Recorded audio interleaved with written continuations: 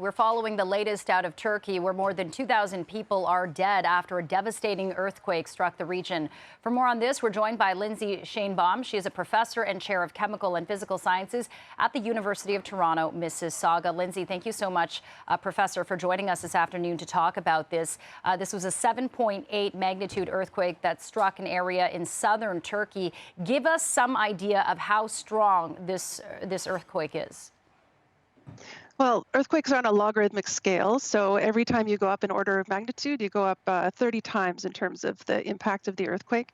The largest earthquakes we see are in the nines, so it could be worse, but this is a pretty devastating earthquake. And I understand that the type of earthquake that struck was a little unique because it usually happens not on land. This is something called a strike and slip earthquake. Are you familiar with that term? Yeah, exactly. It's a place where the rocks are sliding past each other sideways rather than one being thrust underneath the other or pulled apart. And it actually does occur. So, for example, the San Andreas Fault in California is a classic example of a strike and slip fault. And Professor Schoenbohm, these days, technology is quite wondrous in terms of, what it can do. Our weather systems are getting more elaborate at predicting certain weather events. But how is the technology these days at predicting when an earthquake might strike?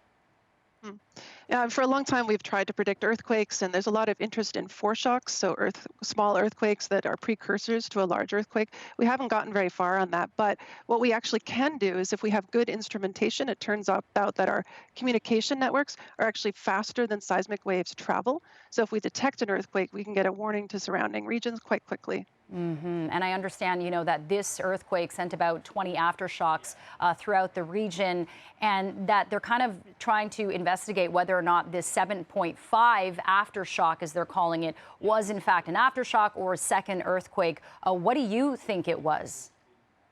Yeah, earthquakes can't, so aftershocks occur in the immediate vicinity of where an earthquake happened. And so there were a large number of aftershocks, including one that was, I think, a 6.7, which is pretty significant, on the fault that initially ruptured. And the one that you're referring to is about 100 kilometers away.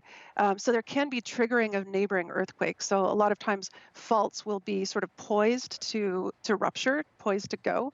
And if there's strong shaking in the vicinity, it can make them happen. So it could have been what we call a triggered earthquake. A triggered earthquake. And Professor, we know that, Turkey unfortunately experienced a devastating earthquake in 2020, but I guess the biggest one for that region was back in 1999, where 18,000 people died. Do we have any data on what magnitude earthquake struck that time? Oh, I'm not sure actually about that.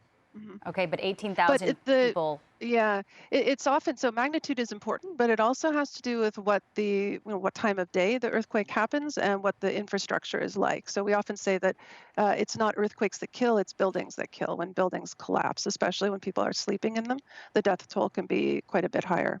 And we understand that in Turkey, there are several buildings where this earthquake struck, where it was residential. And we'll be speaking to someone, a journalist in Turkey later, but who claims that the building codes are not exactly the most stringent in that region. So we are expecting to hear that the death toll will rise. Lindsay, in your experience covering, earthquakes, studying them, what's the kind of recovery time of a city, of a place, from when an earthquake like this, of this magnitude, strikes? How long will it take for this place to kind of get back on its feet? Well, there's the immediate response, locating people and trying to rescue them. And then there's this, the sort of first order, making sure that, gas lines are shut off and, and so on. But to really rebuild, it can take a long time, maybe decades.